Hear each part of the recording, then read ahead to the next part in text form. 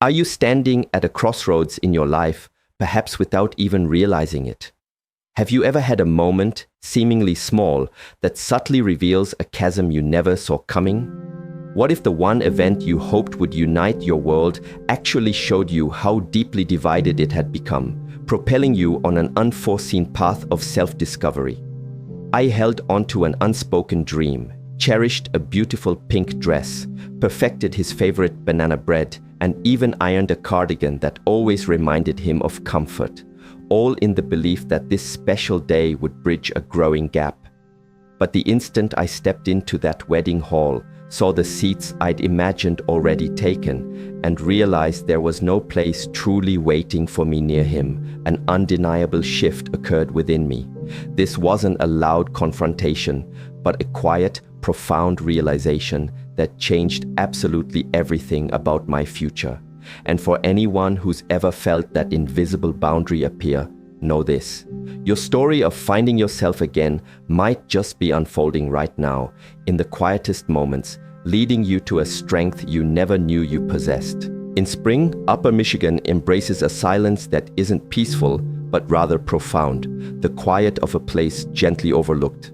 My home, nestled beside a tranquil lake, is a haven of pine trees and poignant memories. Here, I live alone. My husband, Mark, passed 4 long winters ago, and our son, Owen, visits with decreasing frequency. Yet, I've come to understand that young lives move forward, full of their own trajectories. Isn't that precisely what we raised them to do? Lately, my days unfold at a contemplative pace. Each morning begins with the comforting aroma of baking banana bread, followed by a leisurely reading of the local paper over a cooling cup of coffee. I tend to the stubborn tulips by the front door, who seem determined to bloom precisely when they choose, never quite on time.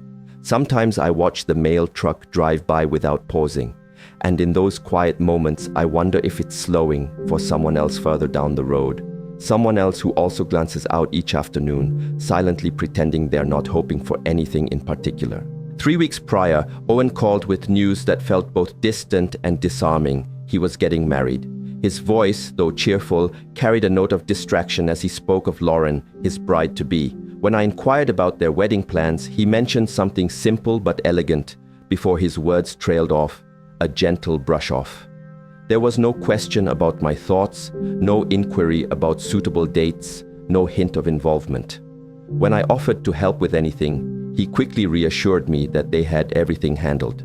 My suggestion to make the rehearsal dinner pie was met with a polite chuckle, a dismissal masked by, "That's sweet." After hanging up, I simply sat, phone in hand, feeling something shift deep inside, an unspoken realization that I'd been cast as a mere guest in a story I once believed I was helping to author. Still, an ember of hope flickered within me, encouraging me to believe this unspoken distance could yet be overcome. Driven by this stubborn hope, I meticulously prepared. I chose the pink dress I'd saved for special occasions, cleaned the entire porch until it gleamed, and even precisely hemmed the sleeves of my coat, holding on to the belief that perhaps, just perhaps, this wedding might knit us back together, if only a little. It's a curious truth that often, the most significant losses aren't announced with dramatic shouts or slamming doors. Instead, they arrive in silence, in small polite gestures of distance that accumulate like 1,000 tiny cuts. It's the kind of quiet that follows you to bed at night, settling deep in your chest, leaving you to ponder when, precisely, you cease to be truly needed. The wedding venue was a stunning lakeside resort, 2 hours south of my home. It was a lavish space, characterized by massive wooden beams and expansive floor-to-ceiling windows offering breathtaking views of the water, Lauren's modern, timeless vision, as Owen had described it. True to habit, I arrived early, clad in the carefully pressed pink dress I'd worn for years. Its soft pleats at the waist were demure, nothing too attention-grabbing. My hair was neatly pinned back, my lips adorned with a light lipstick, the kind of outfit a mother chooses for her son's momentous day. I walked through the grand lobby alone. The young woman at the front desk offered a polite, detached smile as she handed me a name tag, Sylvia Hartley. No mention of mother of the groom. No small ribbon signifying immediate family, unlike the adornments worn by the bride's relatives. I held the simple tag for a moment, the weight of its unspoken absence pressing into my palm before clipping it onto my dress. Inside the main hall, groups had already formed, their laughter echoing lightly over the soft strains of music. Waiters drifted by, trays laden with sparkling champagne and small, chilled, undeniably expensive appetizers. My gaze sought out Owen, finding him near the front with Lauren, enveloped by faces I didn't recognize. He didn't see me immediately. A wedding planner, a young man in smart slacks and a headset, gestured me toward a table tucked away in the back corner. As I approached, I observed the closer tables, each marked by signs: groom's co-workers, bride's extended family, maid of honor's parents. My own place card, by contrast, simply read, Sylvia, without a last name or any identifying title. I took my seat between a home insurance salesman and a woman who raised alpacas in Vermont. Both were cordial, but neither had ever met Owen. They spoke across me, exchanging pleasantries and stories for most of the night. During the toasts, the microphone traveled from Lauren's father to her brother, then to her college roommate, filled with amusing anecdotes about tequila shots and summer camp memories. At one point, someone casually asked when the groom's mom would speak. Lauren, with a slight laugh, replied, "Maybe later," then smoothly moved the program along. When dinner finally arrived, it was served with a sense of quiet formality. My chicken was dry, the accompanying butter roll untouched. Looking around, I noticed few at my table truly finished their meals. The desserts, while visually appealing, were deceiving. A single bite of the lemon tart tasted far more bitter than sweet. Owen never approached my table, not once. He danced with Lauren, then her mother, then various aunts. I simply waited, adjusted the hem of my dress thrice, and offered small smiles to a photographer who passed by me twice without ever raising his camera. By the end of the evening, I found myself sitting in that rented chair, quiet and alone, surrounded by discarded plates, as other guests slowly made their way to their cars. I folded my napkin deliberately, sliding it beneath the rim of my glass. No one said goodbye. No one seemed to notice when I finally quietly left. A week later, Owen called, his voice bright and carefully casual, seeking to mend what had clearly fractured. He invited me for dinner, just the two of us, explaining Lauren would be out with friends. I accepted immediately without questions. That evening, I donned the same soft cardigan I had worn when I first brought Owen home from the hospital. It still fit comfortably around the wrists, a gentle echo of another time. I also baked a tray of his favorite oatmeal cookies, wrapping them in foil.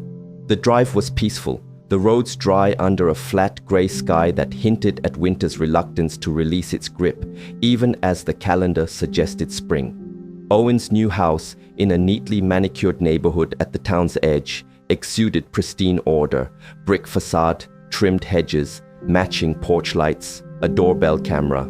He greeted me with a quick, polite smile, a brief shoulder pat of a hug, directing me to the kitchen. But dinner wasn't ready. Instead, a small table was set for two, a wine bottle already uncorked, and a neat stack of papers carefully positioned beside the salad plates. The papers were clipped, tabbed, a blue pen resting diagonally across the top sheet. Owen poured me a glass of wine, inquired about my drive, and complimented the cookies, his tone carefully rehearsed, like an actor delivering memorized lines, not truly spoken from the heart. Then, with a subtle gesture toward the papers, he began to speak of peace of mind, of things being easier in case something happened to me. He described it as a standard durable power of attorney, a common form, everyone's doing it. His words were distant, practical, and utterly devoid of genuine emotion, like reporting the weather. I nodded, my fingers reaching for the packet. The first page was dense with legal jargon, but the underlying intent was chillingly clear. Financial authority, real estate management, full access, immediate effect, no expiration. It didn't mention son nor family.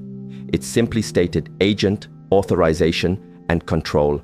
Owen smiled, assuring me there was no rush, yet the pen lay there, uncapped and poised. Only then did I notice the empty plates. The absence of any food or kitchen smells, just wine, just papers, a silent request cloaked in polite concern. I returned the packet to the table, explaining I'd take it home to review carefully. He simply nodded, his eyes flitting between the waiting pen and my face. He didn't argue. He didn't need to. His silence spoke volumes. The rest of our conversation drifted aimlessly. The weather, the neighbor's new fence, a television show I knew nothing about. When I finally stood to leave, he walked me to the door, offering another hug, even lighter than before. Back in my car, I didn't start the engine right away. I sat there, hands resting in my lap, the foil-wrapped cookies still untouched beside me on the passenger seat.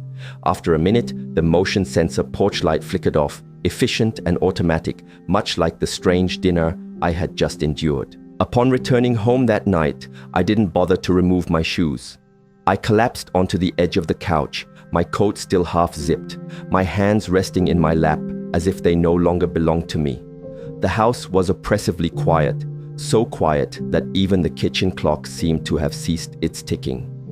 For a suspended moment, I questioned if I was even breathing. After a while, I slowly rose and made my way down to the basement.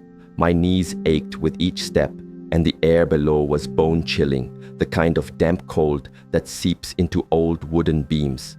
At the far end of the basement, behind the washing machine, I knew there was a cabinet tucked beneath a shelf stacked with paint cans.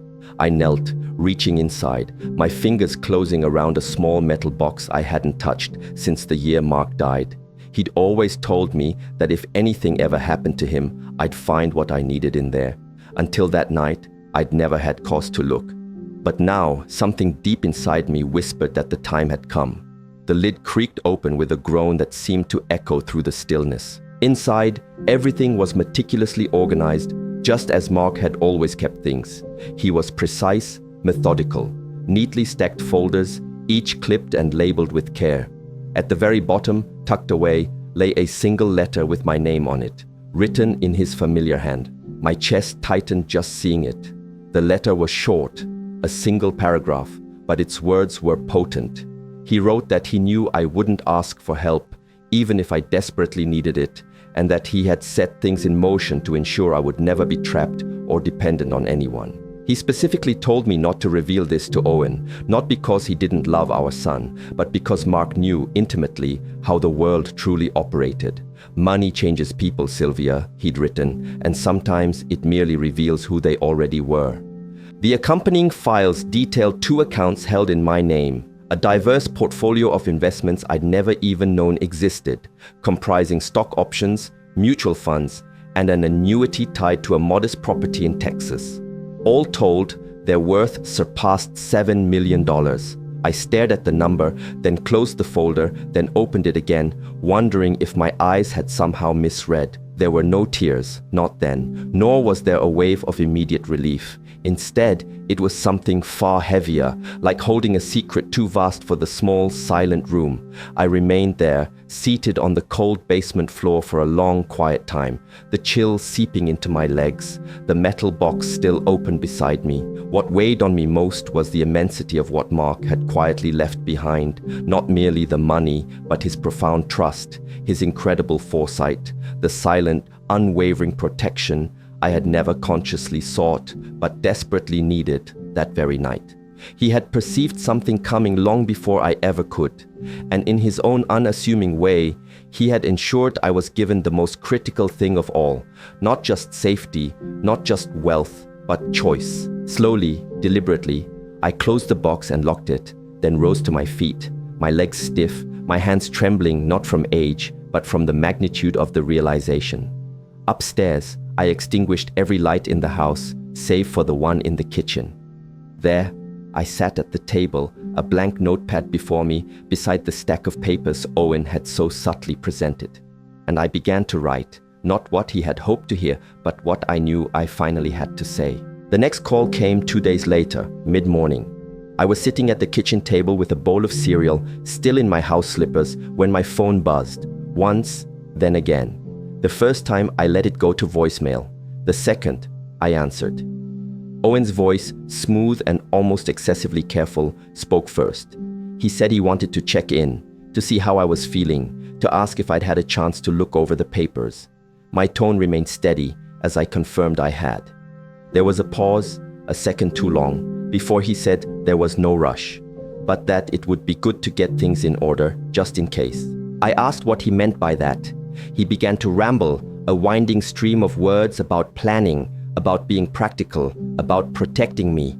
The excuses circled, mentioned a news story about a woman who lost access to her accounts after a stroke, then his friend's mother who couldn't remember her passwords for months. Beneath the superficial concern, I heard it clearly, a carefully constructed list of strategic reasons, not a heartfelt expression of worry. When I remained silent, he cleared his throat, affirming his desire for what was best. Then his voice shifted subtly, an edge returning. If I waited too long, he stated, it might be harder to set things up. He suggested I think ahead, that the smart thing would be to sign now, while everything was still simple. I gazed out the window as he spoke, watching the bare trees, a squirrel darting across the yard before disappearing into a patch of brush. A sharpness settled behind my ribs. I simply told him I'd think about it. He responded with a clipped "fine," adding that Lauren had already found a financial advisor who could make everything smoother, and they'd be happy to set it up for me. We ended the call. I sat there for a long time, the cereal in front of me slowly turning soggy. I felt a paralyzing stillness. My mind replayed countless nights spent awake, tending to a sick child. The time I drove 5 hours through a snowstorm to deliver him a spare tire. Not because I had to, but because I wanted to, because that's what love meant to me. And now, he spoke to me as if I were a mere transaction, a logistical step on a checklist. The house, usually so comforting, felt small, the silence around me taut with unspoken burdens. I finally stood, pouring the cereal down the sink, letting the water run until every last bit of milk was gone. Then, I opened the drawer beside the fridge, retrieving the manila envelope containing everything Mark had left me. I held it for a while. It no longer felt simply like protection. It felt like the last piece of something he had meticulously built for me. And in that moment, I understood it was finally time to build something for myself. Not out of anger, but from the profound realization that even love has limits, and I had, at long last, found mine. It took me 3 days to decide on my next course of action. This wasn't due to uncertainty, but rather a deliberate need for silence to convey its full meaning. My next step couldn't originate from fear or pride. Instead, I wanted it to emerge from profound understanding of what was truly being demanded of me and what I simply could no longer permit. I found Carol's number on the back of an old birthday card. She was a retired trust and estate lawyer, and though we hadn't spoken since her husband passed, I remembered her wisdom. The quietest women often leave the most permanent marks. When I called, she answered immediately, her voice aged, yet undeniably sharp. I recounted my situation and she listened without interruption or reaction. When I finished, her response was simply, "We should meet." No fuss, no judgment, just a clear path forward, grounded in clarity. The following afternoon, we sat at her kitchen table, her home small, meticulously neat, and brimming with the warmth of quilts and books. I handed her the envelope.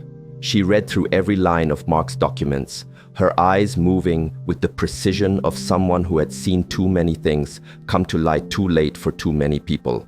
When she finally finished, she looked at me with piercing directness. "You had more power than you realized," she stated calmly, emphasizing that the money was secure, the investment strong, and my legal standing solid, but only if I chose to actively protect it. She asked if I wanted to establish a trust. "Yes," I replied firmly. Then she asked whom I wanted to name as trustee. "No one," I said, pausing. "Not yet, maybe never." She nodded, a subtle affirmation of my autonomy. Then she asked for the papers Owen had given me. I produced the stack from my bag, and she flipped through them, unflinching. "The language is aggressive," she observed. "Immediate authority, sweeping access, no oversight. These weren't documents written to care for someone. These were written to absorb someone." Together, we meticulously rewrote everything. We transferred the accounts into a private trust, placing it under my full control, securing access behind conditions that no one, especially not Owen, could bypass. Carol, with quiet precision, even added a medical clause requiring 2 independent physicians to confirm any loss of my capacity before any authority could possibly shift. Then she handed me a pen. I signed slowly, deliberately, not from nervousness, but from a profound sense of drawing a boundary I should have established years ago. A simple line across paper that unequivocally stated, "I am not invisible. I am not a convenience. I am not yours to manage." When we finished, Carol gathered all the new documents into a thick folder. She instructed me to keep it somewhere easily accessible, yet not immediately obvious.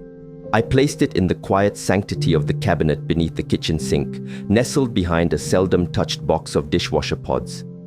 Driving home, the air felt profoundly different, sharper somehow, almost brighter, not lighter, but clearer, as if I could finally see the precise contours of my life without squinting. And for the first time in what felt like an eternity, I no longer felt like someone's forgotten parent.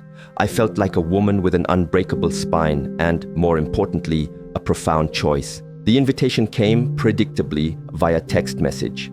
Owen expressed a desire to try again, a proper dinner this time, just the 2 of us. No papers, no pressure. I allowed several hours to pass before responding, then typed a single word. Sure. I didn't inform him I wouldn't be arriving alone. Carol met me a block away, parking her car on the opposite side of the street. Our agreement was simple. She wouldn't enter with me, but would remain nearby, ready to step in if needed. There was no nervousness in me now, not anymore. I had learned what it truly meant to be still without being soft. Owen opened the door, a warm, casual smile on his face. He wore a button-down shirt and socks, no shoes, a deliberate, perhaps unconscious, echo of the barefoot boy who used to dash through the hallway. The kitchen was filled with comforting scents of garlic and roasted vegetables, and there was bread on the table. Real food this time, or at least the convincing appearance of it. We sat and engaged in small talk first. He inquired if I'd been reading anything interesting. I mentioned a mystery novel I'd checked out from the library. He nodded politely, but didn't ask about its plot. His eyes kept subtly drifting towards the side table where another stack of papers waited, clipped and neatly arranged. Different from before, yet unsettlingly familiar. When he finally reached for them, his tone became slower, more deliberate. He explained he had spoken to a friend specializing in elder law who had suggested a simpler arrangement. Nothing binding, just provisional, designed merely to keep things smooth. He slid the papers towards me. I did not touch them. Instead, I carefully placed a folded document of my own directly on top of his stack, creating only the quiet rustle of paper meeting paper. Then, with deliberate slowness, I reached for my water and took a sip. Owen looked down, confused at first. Then, his fingers carefully unfolded my document. It was a formal notice of trust execution. My signature was clear at the bottom. Full transfer of my assets into private legal protection, revocable only by me. His face didn't betray an immediate reaction, but his eyes changed. They blinked more frequently. His jaw shifted, like he'd bitten into something unexpectedly sour, but was striving to maintain a smile. I spoke calmly, my voice steady. I told him I appreciated his concern, that I understood life could be stressful, and that responsible planning was important. But I informed him that I had already taken care of my affairs. Everything was in place. Everything was final. He asked if I had talked to someone. Yes, I replied, a friend, someone who understands what it truly means to be prepared, without being pressured. The room settled into an absolute quiet. Owen leaned back, his fingers tapping once, almost imperceptibly, against the tablecloth, then stopped. For a single, suspended moment, he no longer looked like a son or a husband. He looked simply like a man who had just realized he had run out of options. Just then, Carol entered the room. Her demeanor was smooth, polite. She smiled, greeted Owen softly, and then, with unwavering calm, simply introduced herself. "And now," she stated, "for dinner, we will be leaving." I rose, collected my coat, and followed her to the door without a backward glance. Outside, the air was sharp with the biting wind. I exhaled slowly, deeply, the way you do when something profoundly liberating breaks loose inside you. Not from anger, but from a profound sense of release. For the very first time, I wasn't walking away hurt. I was walking away certain. The next morning arrived with a cold sharper than the forecast had predicted, the kind that settles deeply into old floorboards, quiet and lingering. I made toast and poured a glass of orange juice, but sat at the kitchen table without touching either. My hands still held the residual warmth from the night before, but my chest felt like something deep inside had closed itself off. Around 10, my phone buzzed with a single message, just one line from Owen. "You made this harder than it had to be." No hello, no name, just those accusatory words. I stared at the screen for a long time before finally setting the phone face down on the table. The toast had gone cold, the juice no longer inviting. There was no follow-up message, no apology, no explanation. And I knew, with the instinctive clarity only a mother possesses, that his words weren't about disappointment. They were about control, about a door he believed he could keep perpetually open and which he now found undeniably shut. Later that day, I walked out to the garage to check some boxes I hadn't disturbed in years. Among them, I found the old photo albums. Opening one, I paused on a page from a Christmas long ago. Owen at 5, cheeks flushed from playing in the snow, proudly holding up a toy truck, smiling so widely I could count the tiny gaps in his teeth. I used to conjure that smile in my mind every time I felt tired or scared. It had been my deepest motivation for so many things. But now I saw something different in the photograph. Not just a boy, but a boy who had almost always gotten what he wanted, without ever having to ask twice. Mark and I had unwittingly ensured it. Not because he was demanding, but because we had believed that true love meant meticulously removing every obstacle, every perceived weight from his path.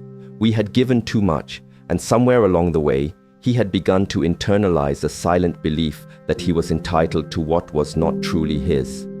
In the afternoon, another text arrived, this time from Lauren. She apologized for the tension, reiterating that they were just trying to plan responsibly. She offered her availability if I ever wanted to talk, then concluded with a sentence that lingered longer than expected.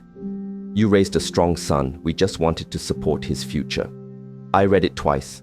The words were polite, polished, but underneath their surface, I heard the chilling clarity. "You had your time. Now, let go." I didn't respond. I closed my phone and left it on the counter. That night, I poured the orange juice down the sink, not out of anger, but simply because it had lost its essential temperature. I stood by the window, looking out into the encroaching darkness, the sky already pulling winter's heavy blanket over the rooftops. I didn't cry. I didn't pace. I stood utterly still because sometimes the most resonant answer is no answer at all. And sometimes when a door quietly closes, it isn't meant to be forced open again, not by pressure, not by guilt, and certainly not by the binds of blood alone. The house had never been overtly loud, even during Mark's lifetime. But after that final exchange with Owen and the deafening silence that followed, something profound shifted. The quiet no longer felt neutral.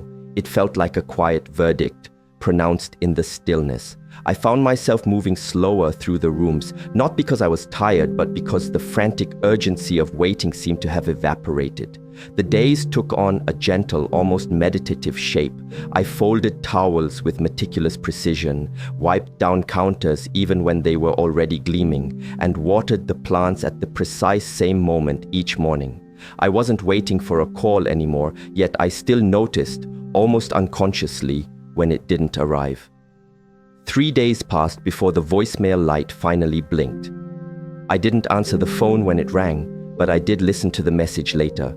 Owen's voice played through the speaker, as if coming from behind a door I no longer planned to open. He said he had overreacted, that he just wanted to make sure things were handled properly. Then, a softer note entered his voice. He missed the way things used to be, hoped we could talk again, just talk.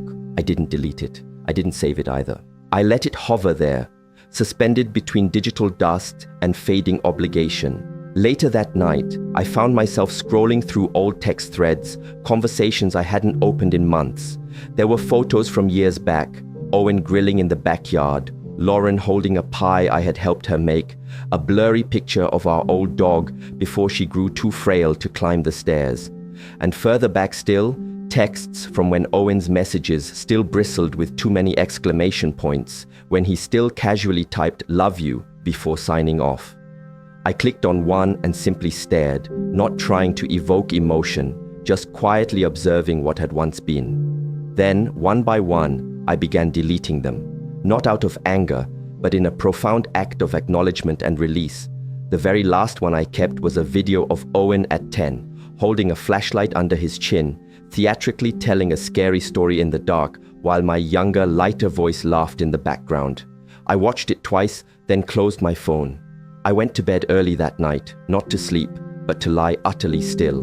The bed felt larger, not emptier, but more honest. I had given that boy everything I possessed, and the man he had become had used it to build a case against me. That truly was the hardest part. Not the greed, not the manipulation, but the agonizing realization that what I had offered from a boundless fount of love, he had subtly repurposed into a cold, calculated leverage.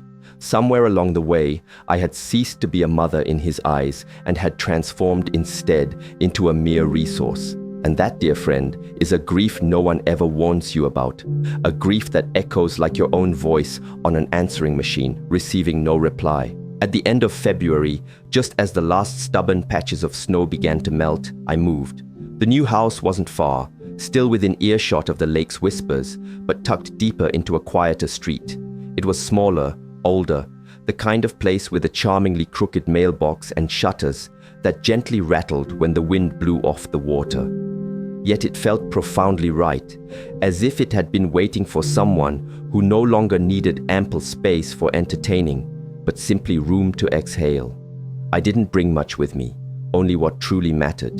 The worn photograph of Mark on my bookshelf, my grandmother's handwritten recipe cards, smudged with the history of family meals, a few cherished boxes of books, my chipped blue kettle, and a whimsical ceramic owl from my old garden that, despite its best efforts, had never quite managed to scare any birds. Most mornings I began to walk to the library on Main Street, not because I desperately needed books, but because I found solace in the soft, rhythmic sound of pages being turned nearby. I picked up a few shifts at the front desk, nothing official, just enough to feel usefully occupied, enough to keep my hands from idly reaching for things that no longer reached back. And there, amidst the quiet stacks, I met them. The women. They arrived every week, not loud or demonstrative, not dressed in matching coats or speaking in boisterous groups. They simply arrived, quietly, one by one, and stayed longer than was strictly necessary. Some read, some wrote, some gazed out the window, as if patiently awaiting something that had already passed. There was Helen, who once ran a diner and now crafted exquisite quilts from her late husband's shirts. There was June, who always carried peppermint tea in a thermos inscribed with her sister's initials. And Margot, who carried a cane, but only used it once she neared the front door. We didn't become friends all at once. It blossomed slowly, gently, over shared sips from thermoses, over quiet nods, exchanged at the same bookshelf, over the unspoken, mutual understanding that none of us needed to explicitly explain what we had lost, only that we still chose to show up. One sunny afternoon, Margot, with her characteristic quiet strength, simply asked if I'd like to help her with the neglected garden bed behind the library. I said yes before even looking at it. The soil was hard, compressed by winter's harsh grip, stubborn in that primal way land can be when left untended for too long. But we began to turn it anyway, one meticulous row at a time, our knees pressing into the rich dirt, our hands becoming stained with earth. There was no need for small talk, just the synchronized rhythm of women quietly planting something together that, against all odds, might just bloom later. We planted tomatoes, aromatic basil, and as a defiant flourish, a few sunflowers. We called it the quiet corner, and it gradually, profoundly became ours. We didn't often speak of our children. When we did, it wasn't born of bitterness, but from a quiet, shared recognition, like glancing at an old scar and precisely recalling the painful moment before it broke the skin. What we truly shared wasn't grief in its rawest form. It was a newfound clarity. A new kind of belonging, not to each other primarily, but to ourselves, within that nurturing space. With soil beneath my nails and books resting nearby, I stopped feeling like a burden. I began, gradually, to feel like a woman again, not waiting, not missing, simply here, present, rooted, like something finally ready to flourish and grow. It was a bright Saturday morning when I saw him again. I had just finished sweeping the front porch of my new house. The breeze was still crisp, but the sun, after days of cloud cover, had finally broken through. I was about to step inside to make coffee when I noticed a car parked at the curb. It wasn't a rental or a delivery vehicle, just a single familiar shape, sitting as still as stone, the engine off, Owen behind the wheel. He sat there for a long while before finally emerging from the car, moving slower than I remembered. The usual confidence in his stride seemed to have dulled, as if he'd spent the entire night wrestling with his thoughts. He wore a grey hoodie and unpressed jeans, no briefcase, no pen, just a plain white envelope clutched in his hand. He didn't immediately come to the door. Instead, he simply sat down on the wooden steps, much as he used to do as a boy, patiently waiting for dinner. His back was hunched, his shoulders curled in a way I hadn't seen in years, a vulnerability rarely displayed. I opened the door, stood there for a moment, then slowly walked down, stopping a few feet from him. He looked up, his eyes the same familiar hue, but quieter, almost shadowed. He spoke, his voice low, acknowledging his apologies. He said he had been overwhelmed, that he had allowed money to speak louder than love. Things, he admitted, hadn't gone the way he thought they would. Then he paused, his gaze dropping to the envelope, which he then held out to me. I didn't immediately take it. He insisted he didn't expect anything from me now. He simply wanted me to know that he saw it, what he had done, and what it had cost him. I let the silence hang between us a little longer, allowing its full weight to settle. Then I sat beside him, not too close, not too far, just enough for the old wood of the porch to creak softly under both our combined weight. I told him I forgave him, but I also explained very carefully that forgiveness didn't automatically come with a key, that some doors, once resolutely closed, needed significant time before they could even begin to open again, if indeed they opened at all. He simply nodded, offering no argument, just that quiet acknowledgement. We sat there for a little while longer, the wind gently rustling the porch rail, a small bird hopping across the sidewalk, utterly oblivious to our quiet exchange. Finally, he stood, offering a soft, "Thank you." He placed the envelope beside me on the step, then turned and walked back to his car. I didn't call after him. I didn't wave. I simply watched him go, and when his car turned the corner and disappeared from view, I remained seated. Not waiting, not grieving, simply breathing. Because sometimes, the crucial first step back into your own life isn't about walking towards someone else. It's about cultivating the inner stillness to sit right where you are, truly unburdened, without ever being pulled back under. The first snow fell early that year, thin and soft, almost as if unsure it wanted to stay. I watched it drift from my kitchen window, the same quiet contemplation with which I once watched Owen wait for the school bus when he was small. The world felt paused, yet not empty, simply still. I spent the entire morning in a deliberate silence. No radio, no clatter from the kettle, just the rhythmic, comforting sound of the house breathing alongside me. I lit a fire in the stove and settled into an armchair, a blanket draped across my lap, my hands wrapped around a warm mug. There was no sadness, nor a surge of overt joy, just a deep, settled peace I hadn't known in years, a peace that didn't come from desperately fixing things, but from the liberating understanding that I no longer had to. Later, I found myself writing a letter, not to Owen, not even to Mark, but to the woman I used to be, the one who believed love meant always saying yes, the one who thought keeping quiet somehow kept everyone safe. I wrote to her gently, compassionately. I told her she was finally allowed to stop shouldering everything alone. I told her she could sit down now. The immense weight she'd carried had reached its final destination.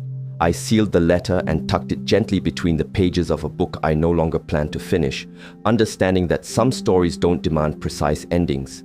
They simply need release. That evening, I baked a small cake, just a single humble layer, and it was solely for me. I lit a lone candle and placed it tenderly at the center. No one sang, no one applauded. I simply closed my eyes and made a wish that wasn't for anyone else, but profoundly for my own stillness, for my own beautiful quiet beginning, for a life that no longer felt the incessant need to prove its worth. I opened my eyes and gently blew out the flame. The room didn't feel merely quiet anymore. It felt earned.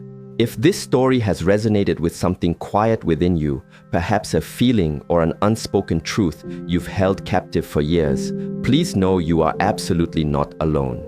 Every woman who has ever felt invisible still carries a luminous fire that can never truly be extinguished.